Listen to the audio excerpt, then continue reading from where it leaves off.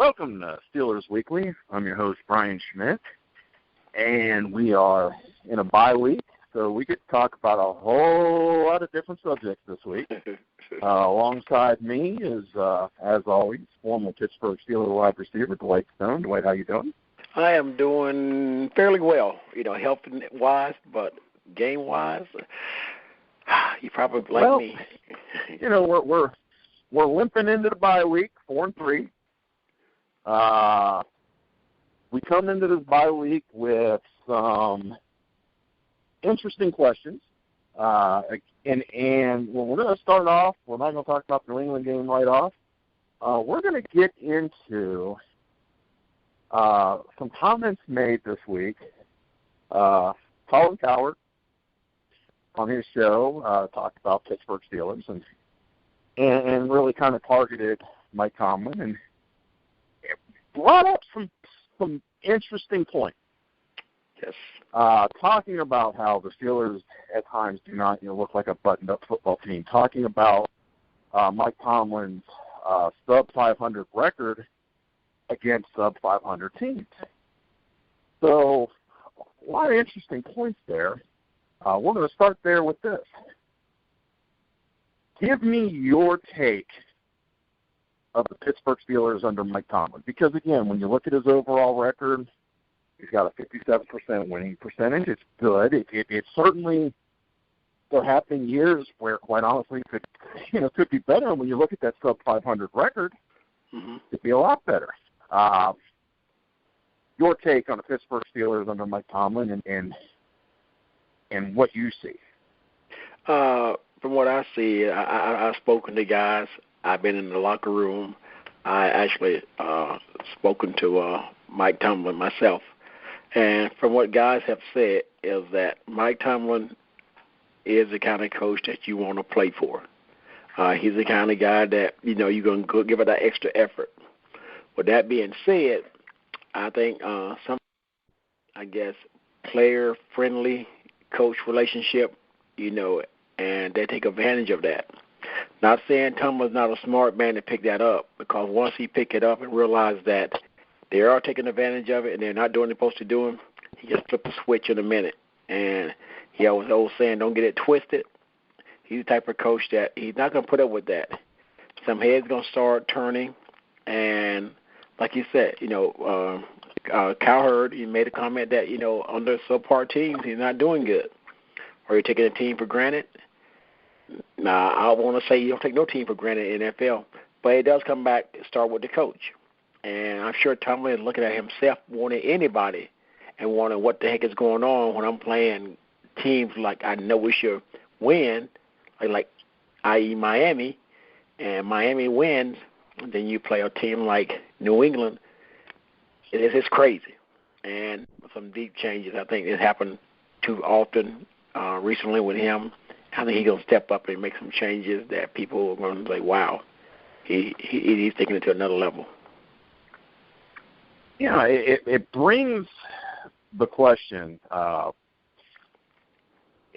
we'll kind of break this down in the parts. Let's first talk about the sub-500 record against sub-500 teams. I've been fortunate enough. I coach professional arena football. I've been doing this 11 years. This is my job, my profession. I know from a coaching standpoint, I've been a head coach, been a coordinator. Your job is directly dependent upon wins and losses.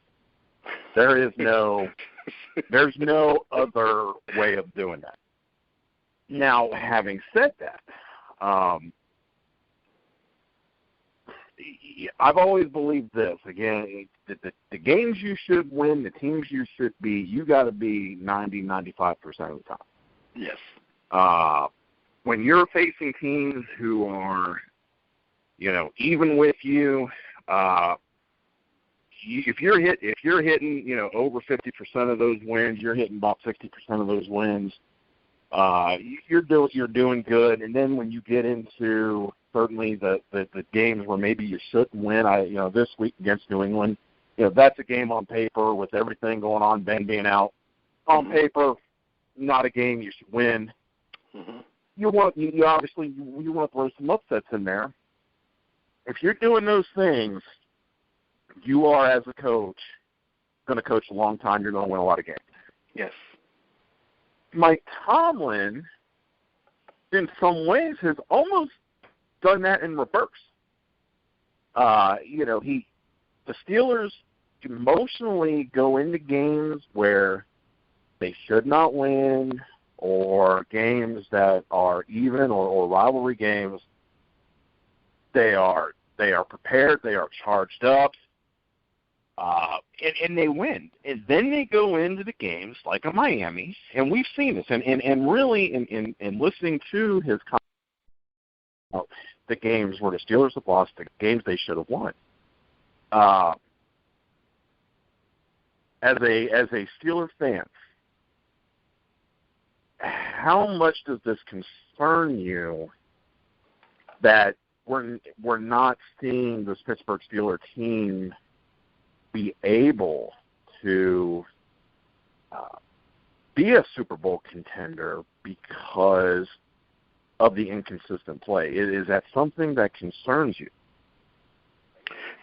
You look at it, and Pittsburgh Steelers. It's his Tomlin 10th year with the Steelers right now, and I think he came in as one of the youngest coaches. He was the youngest coach ever to win a Super Bowl. With the Steelers. And the thing is that Pittsburgh right now and the fans, they looking across the other state, and you're looking at it's a shame. You're looking at the Cleveland Cavaliers, you're looking at the Cleveland Indians. You're like, now wait a minute, everybody's talking about Cleveland, and nobody talking about over here in Pittsburgh. And I think that the fans right now are being, I guess, patient because they're looking at, okay, in the division. They're doing good, against the Cincinnati, the Ravens, and the Browns. Like you said, those are time teams that Cowherd was saying that they get up for them. But teams outside their division and teams like the Dallas Cowboys or the New England Patriots, they seem to get up more. But when you're playing teams like Miami or you're playing a team like whoever's not doing good, they tend to be lackadaisical. And I think that in the Rooney household, they're very patient with their coaches. You can tell they only had 3 coaches in a long period of term. But I think it's really going to come to this game. And I hate to say it in this way.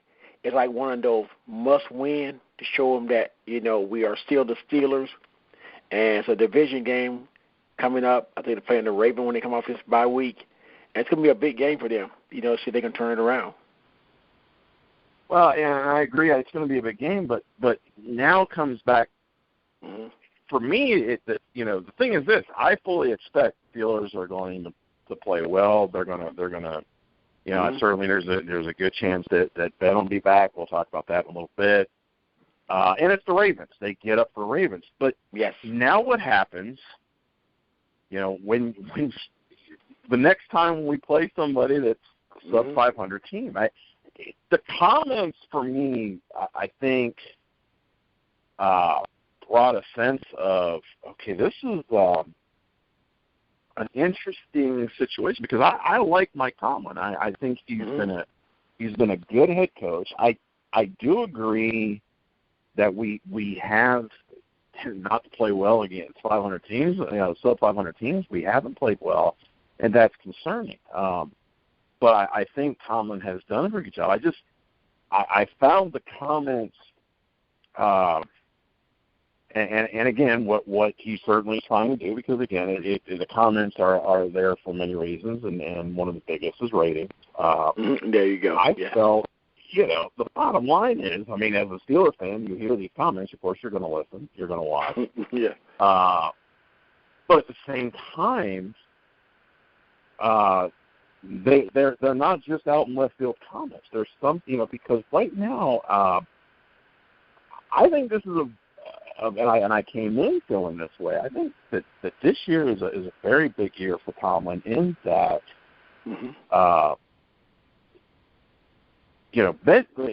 Ben is not going to be around much longer, and this team, and I agree with Colin, on this comment. This team, everything revolves around Ben. If Ben is not in the lineup, there's trouble, and we're going to talk about that in a little bit as well. And I do agree with that. That comment there in my mind is absolutely 100% accurate. Mm-hmm. And I guess where I look at that and I look at the difference, the New England Patriots without Tom Brady won football games. It was 3-1. So that tells me, that's coaching. That's putting the players in the right spot. That's having players that understand the system. That's players that get out there. That's coaching. So now, it certainly makes you look at the situation and go, okay, where are we at from the Steelers standpoint? And I think it becomes a very interesting question. I've always been a big fan of Mike Tomlin. I love to. Now I really would like to see that consistency on the field because I always feel confident in big games. But I'll be honest, I don't feel as confident when we're playing in Miami. Mm-hmm. Even Cleveland has bitten us a few times. Yes. And that's where, to me, that's now where I think, to bring this complete picture back into focus, that becomes, in my opinion, where if the next evolution has to come is okay, now, we need to win the games we're supposed to win, be, 55, 60% in games that are a toss-up, that needs to be the mantra because right now that Miami loss has stung, especially now, has stung way more. And we've had seasons where we've not made the playoffs, and when you look at the games that we should have won that we did. Yes. So there's a lot to that. So certainly some interesting comments, some things to certainly look at. And I'm sure it helped his ratings because I'm sure when Steeler fans heard that, they were all over it. So with that, Ben came back to practice yesterday. Yes. Very, very interesting, very telling. And I had a very interesting question brought up yesterday, and I want to bring it up to you. Okay. Does Ben or the Steelers or both, do they push him back from injury too quickly? And again, kind of coming into the segue of what we just talked about, everything with this Pittsburgh Steelers team, wins and losses, really does revolve around Ben. He is the guy. When you talk about most valuable players, he's a guy that without the Steelers struggle, and we've seen it. Yes. But at the same time, because of that, I know he pushes himself very hard to be back. I'm sure the Steelers do everything they can to get him back, but does he come back too quickly at times? Big Ben coming back too. One thing about players like Ben, you don't have that many in the league. You don't have that many that ever played the game of football. Brady is one. Manning is one. You got certain players that when they play the game of football, they play it because they love the game. They're the kind of players that will play the game for free. And Big Ben is the type that when someone tell you after him going through high school, college, and then NFL, that somebody tell you can't do anything, it makes you want to do it even more. And Ben, the trainer, would tell him, hey, this is going to be as a challenge. Like, no, I don't see it as being enforced. I'm looking at it 1 to 2 weeks or 2 to 3 weeks. And Ben coming back too soon, I think sometimes he does, and I think that one extra game would help him down the road. But to him, he feels as though He is the general of this army, and they need him now. So if he plays hurt, like he always does, and he's been doing it for his whole career, nobody else can complain about, I don't feel like I can do it. You got Ben, your leader out there, dragging himself out there, knowing he's hurt. You know he shouldn't be out there, but he's giving it his all. So everybody else got to be accountable. And believe me, that raises the bar for everybody. Can nobody complain and whine when you got your leader out there is not only talking the talk, but he's walking the walk. So I think Ben comes back too soon sometime. I think 1 game or 2 game, hopefully they can hold off until he comes back, which, prolong his career and also for during the season. But as you said, Ben will come back early. He always does. But I think sometimes he should take that 1 or 2 more extra games, 2 more weeks to really get healed, and feel better for the rest of the year. Yeah, I thought about that. Here's my thing, and this is why when I think about that comment, and I agree with you, is do I think he comes back too soon sometimes? Absolutely he does. However, I'm gonna take a warrior over somebody that's just gonna lay out. If he can go, feels like he can go, wants to go, you gotta let the man play. There you go. He is your franchise. And it's when he came back in the Miami game, the bottom line is they said that you can't do any more damage. Wow. He feels like he can go in there and do it. Let the man do it. Yes. I think that, now here comes my next question. Landry Jones. Is he the future of the Pittsburgh Steelers at quarterback? And if not, is it not time to start thinking about that future? In all honesty, I think they kind of shortened the game plan to accommodate, Jones for this game, and last year he had the opportunity. In all honesty, the young man is doing great. I know he's trying his best, but I don't think he's the answer for the Steelers down the road. I don't mean that he can't be a legitimate quarterback for someone else or a backup, down the road. But far as what they're trying to accomplish, like we talked about New England, they had 2 quarterbacks in when Brady was gone, and they went 3-1. Those are kind of stats. Who would not love that? Your starting quarterback is not even played, and you're 3-1. And he saved 4 games of getting beat up. Now he's coming back, and he's fresh, and all he got to do is play 12 games in the regular season. That's after you got backup guys you're not afraid to put in because they're giving you confidence that hey, these guys can do it. And that goes along with, like you said, the coaching have to put people in position. You got to go out there and find that person that in case Ben go down, for 3 or 4 games, do you feel comfortable with this guy going 2-2, 3-1, or you don't want him to go 1-3 and 0-4. You want somebody you can put in to insert that you can give that.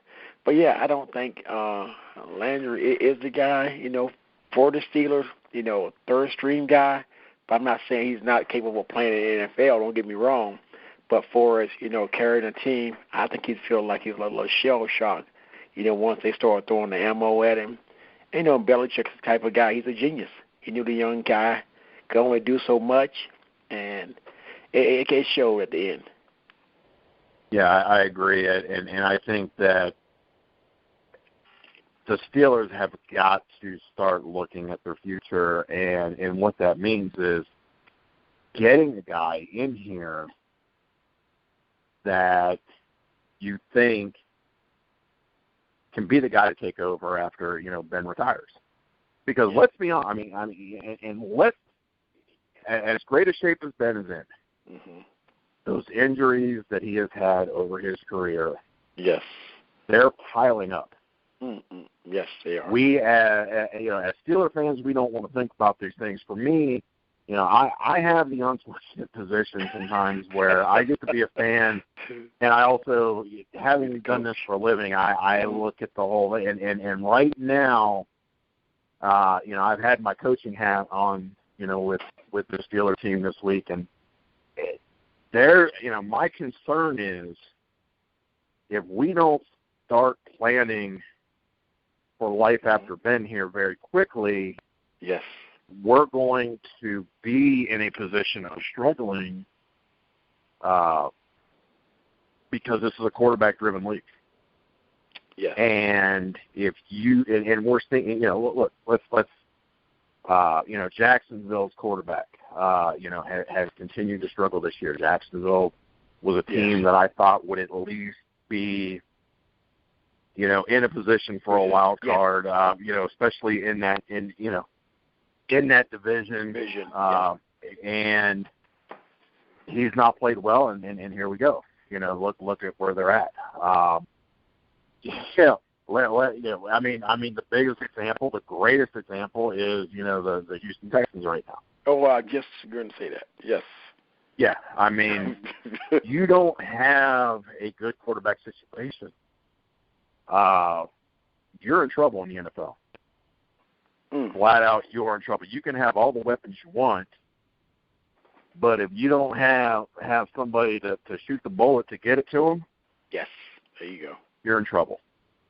So I do think that there has to start being a plan put in place because these injuries are going to start mounting up. It already may be starting to mount. We've got to start looking at that because he is not getting any younger. I think he's becoming an even better quarterback than he's ever been, but the injuries are mounting, and we've got to start looking at the future. You got to. We've got to have somebody in place to give ourselves an opportunity to continue, and so certainly, some very interesting points that we're bringing up this week because obviously a bye week, but certainly some things that certainly as Steelers fans we've got to think about. Oh yes, I'm with you on that. And with that, again, a loss to New England, 27-16. This was an interesting game. Yes. In that, certainly started out rough. Great energy. Again, great energy, great comeback, but you can't beat the New England Patriots on field goals. There you go. Too many opportunities missed. And really, that's the game in a nutshell. I thought, again, defensively, I'm a little concerned with our run defense right now. I'll be honest with you. We did, Gronkowski only had 4 catches, but certainly a couple of them were big catches. There you go. Brady played typical Brady, but we allowed, Blunt to run the football. There you go. But at the same time, I thought defensively the Steelers' defense was put in some bad spots.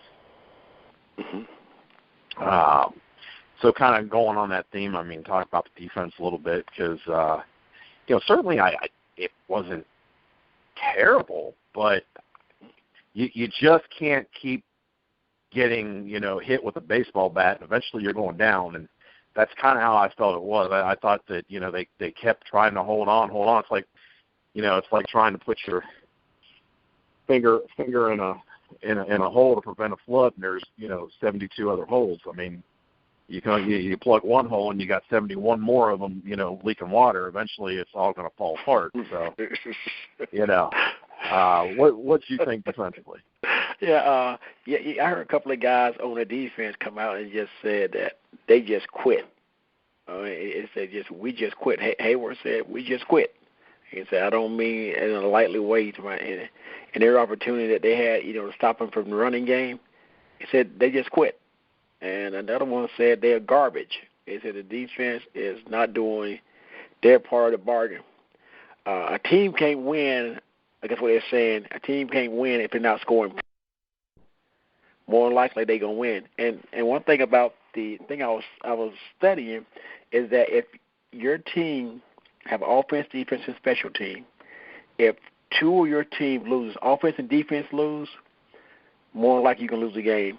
If offense and defense win, more likely you're going to win the game. If two parts of your game, if special teams win and offense is doing good, your chances are you're going to win the game. If defense is doing good, special team is doing good, chances to win the game is good. If offense is doing good, defense is doing good, chances to win the game.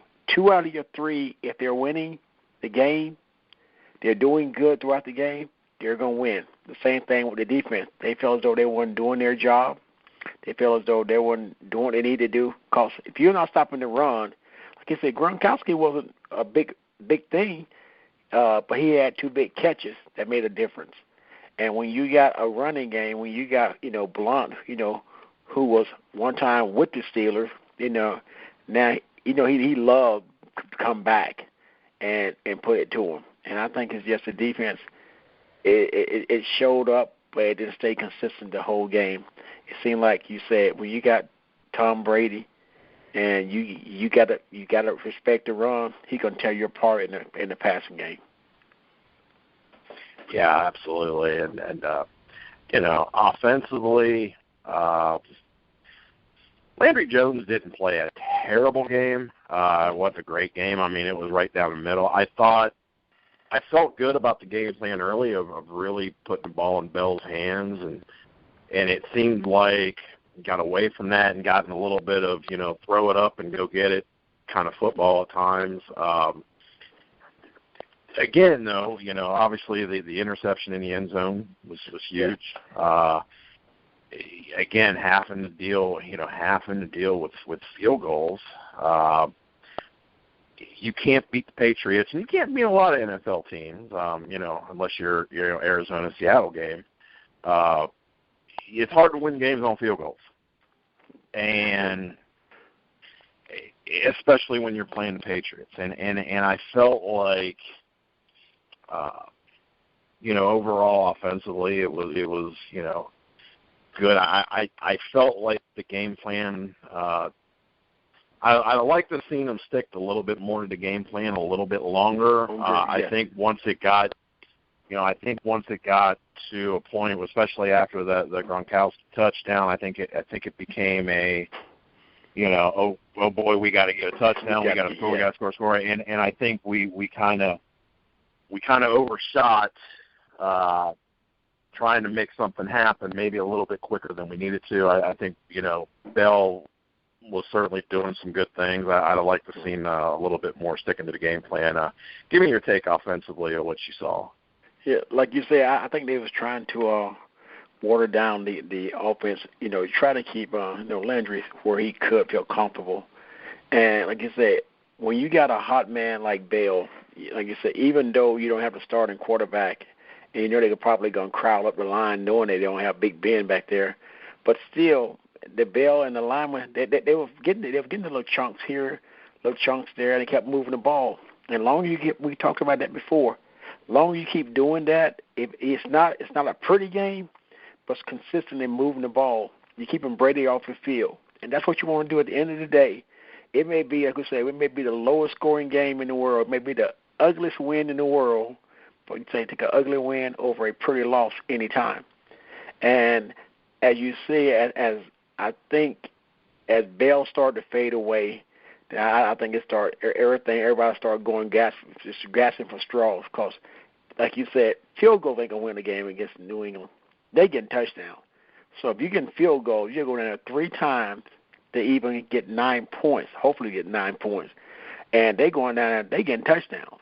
And they were moving the ball like a machine. And it wasn't surprising. But when the defense is not doing good, your offense got to pick up. So somebody got to make a play. You need that big play.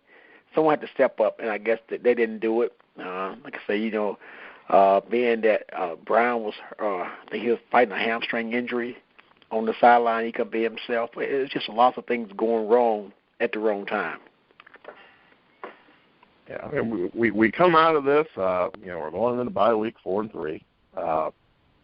Not certainly the record one, but the bottom line at the end of the day, still in first place. Yes, there you go. And you control everything at this point. Again, Baltimore lost last week. That certainly helps. Cincinnati won. I think Cincinnati. I think they're getting close to righting that ship. So that now that becomes the game at the end of the year. Quite honestly, could be for getting the title. That's right. But it all starts this bye week healing up. It was great to see Ben out there yesterday. But it's all about healing up right now because you come out of this bye week, you got Baltimore Ravens. Yes. And we're not going, we'll talk more about the Baltimore Ravens next week. But the bottom line is this: you come out of this bye week, you beat the Ravens, you're 5-3. Right.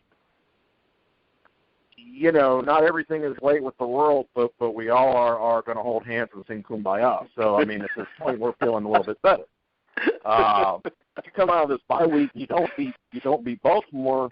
We're all holding hands, and saying a prayer. So, that's where we're at right now. I mean, we've simplified this down, but it's a big game. We'll talk more about it next week. But talk about your experience coming into bye weeks and coming out of bye weeks as a player. What are you doing right now? Pretty much what you're doing is that you're trying to depending on and the thing funny about this, it's depending on if you won or you lost the game before you go in your bye. If you got a loss, going to your bye, it's one of those where you can't really enjoy it the way you want to because you're thinking like, I wish I had and that's going. You have to ride that for 2 weeks for your next game to come, and that's just one of the longest thing there is. I mean, because you want to get back out there, you want to prove to say who you're supposed to be. But if you win, it's like, oh man, it's nice. I can go spend a little time. I can go back to my college. I can visit a little family. It's one of those things where you get to relax. But when you don't have that win, everybody seems a little tense. You're relaxing, but it's not that kind of relaxation that you would get with a win. The coach is probably watching more tape. The last thing they want to do, I'm sure they tell them get away. But when you got that loss on you and you got one of your rivalries coming up, and it's one of those games that you gotta get if you are taking care of business with the Dolphins. Like you said, it would be a little more to bite from the Patriots because Patriots are a good team. But it's one of those things, like I said, it's a long for 2 weeks if you lose, and I'm sure lots of the guys are enjoying time off, but it's not the kind that you would if you had won. Yeah, I certainly hope that this is a time that we heal up. We got to get some of these guys back. We got to get some of these guys healthy. Because again, this came at the middle of the year, but let's be honest. I mean, once you come out of this bye week, the grind has begun. It's gone. It's on. So you got to get healed. You got to get ready to go. I'm looking forward to this because now the show begins. This is a huge game against Baltimore. Everything right now. The back end of the Steelers' schedule is a good schedule, but at the same time, I mean, you've got Cleveland a couple times. You've got again winnable games provided you beat teams that are sub 500. There you go. These are the ones you got to get. So, I think this is a critical time. I think this is going to be a great second half of the season, and it's going to be an interesting ride. So, certainly we're going to have a lot to talk about. So with with that, Dwight, give me some final thoughts this week.